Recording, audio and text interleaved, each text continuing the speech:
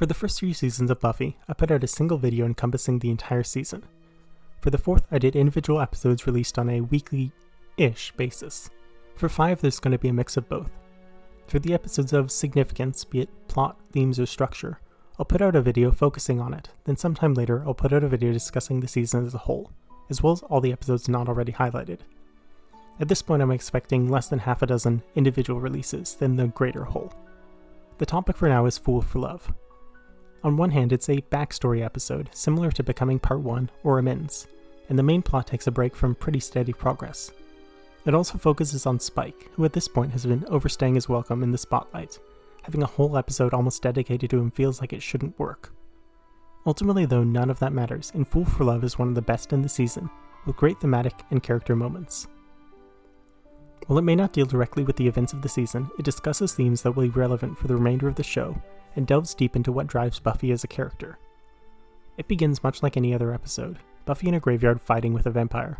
She's quipping, and the outcome is predetermined. They'll fight, she'll win, end of story. However, this time she makes a mistake and gets stabbed with her own stake, and then cuts immediately to credits, highlighting the stark difference from other encounters. When it comes back, nothing's changed. It's not a dream sequence or fantasy. She's actually hurt.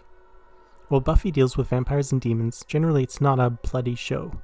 There are bits and pieces, but ultimately was a TV show not on HBO in the 90s. There were limits. Here the wound is surprisingly bloody, coating her hands and dripping down the wood. Buffy is shocked and runs from the single vampire, something she hasn't done for the better part of a decade. In the end, she is saved by Riley, an inversion of their usual relationship. That also transitions into the B-plot of the episode, dealing with his inadequacies. In some ways, his journey is similar to Giles from last season. He's without a place. Previously, he was Army Guy, working for the Pure and Good Initiative. Then it turned out things were not so black and white, and he quit, abandoning his longtime house. More than that, he was no longer taking orders from anyone, and going on missions that had purpose. This was discussed previously in Out of My Mind, where it's revealed he's not only having emotional effects from having left the Initiative, but physical ones, with his heart beating so fast it will kill him. Now he's no longer enhanced by super serum, and is just a guy without a job or objective. We've previously seen him hang around a demon bar hoping to pick a fight, and discuss his failing relationship with Buffy, and it's clear that things are not working out for him in life. In this episode, first he patrols with the rest of the Scooby Gang, but is infuriated by the lack of professionalism. They talk and joke while prowling the cemetery, just like they've always done. He wants soldiers, but ultimately they are just people. This foreshadows his ultimate fate this season, although that's still a little ways off. Despite the hindrances, they discover the vampire that had attacked Buffy, an 80s rocker-looking creature, and his cronies. He insists they all leave, although he doubles back and takes them all on by himself, again reinforcing the lust for danger, or as relevant to this episode, a death wish. He also uses one of those movie grenades that destroy entire buildings. In the end, he makes it out scot-free, although his relationship with the rest of the Scoobies is impacted, as he lied to them, which they discover next episode. In the meantime, Buffy is confronting her own mortality. She first asks Giles how the previous Slayers have died, intending to see what they did wrong and learn, to make sure she doesn't make the same mistake. He has difficulty with that, stating that many watchers consider it to be too morbid to report on exactly how their charges have died. He is definitely projecting somewhat here, as we've seen most watchers treat their Slayer as tools, weapons to fight evil, without the personal care that he demonstrates. With that dead end, Buffy goes to the only person she knows who has personally witnessed the death of 2 Slayers, Spike. She pays him to tell their stories, as just like the other problems in her life, she wants to find something physical she can do, something that will change the story. The key thing she's missing is that in the lore, there is no way to change it. Slayers never die of old age, they are always murdered, mostly before they even have much of a life. Spike says as much to Buffy, that repeated refrain that death is her gift and also her curse. Ultimately, a Slayer's job is never to win, to defeat all evil and then ride off into the sunset. It's to kill until they can't do it anymore, then die, and let another young woman take over. He says that all Slayers have a death wish, but it's more than that. It's the fact that eventually they just get tired of having to fight and struggling every day just to survive, to build a world for someone else, as they have never and will never live in the same world. Taking a step back through the episode delves into Spike's life in a solo sort of way, explaining each and every aspect of him, from his scar to his coat to his nickname, which was inspired by his bloody, awful poetry. At times it feels a little bit cheesy to pare down the entirety of the character's existence to a few key moments, but it still largely works.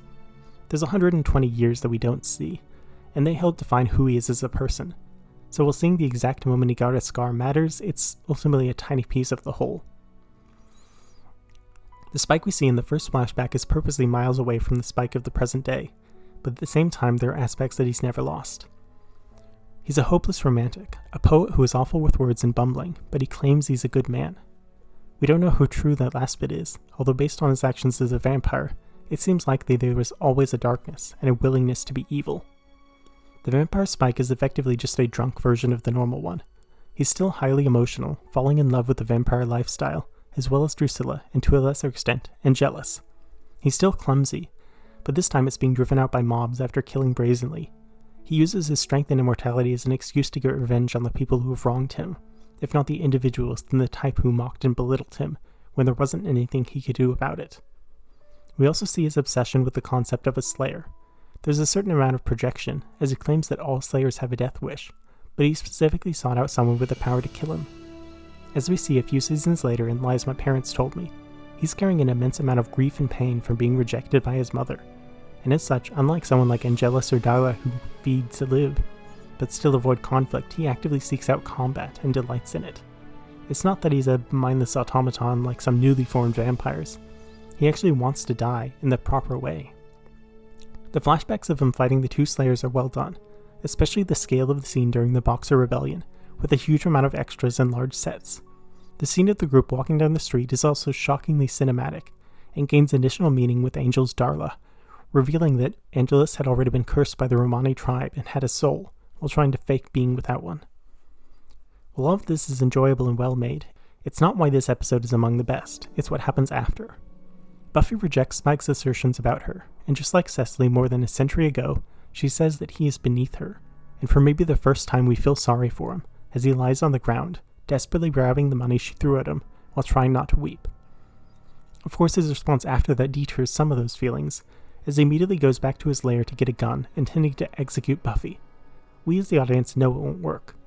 Harmony knows it won't work, and on some level even Spike knows it won't, but the humiliation of having opened his heart to Buffy and have it be rejected is just too much, and he tries anyway. At the same time, Buffy learns that her mom has gone in for a CAT scan, and the medical issues she was dealing with are not over. This breaks her, and she heads outside to be alone, crying on the doorstep. Spike rocks up, ready for violence, or sex as literally two options in his world, and when he's confronted by vulnerability, the exact kind we've seen him exhibit all episode, Buffy still views him as an enemy and refuses to explain what's going on, but he still comforts her, silently. The last shot helps him in what kind of place they're both in, both the sense of closeness they have by sharing those experiences and the distance inherent in their roles in life. By having no dialogue at the very end, it allows the viewer to fill in the gaps, and it reminds us of Hush, where her and Riley sat in silence. While it's not the best episode in Season 5, it's certainly in the top 3, and works on every level. I hope you've enjoyed this video, and stay tuned for more. Thank you for watching, and be well.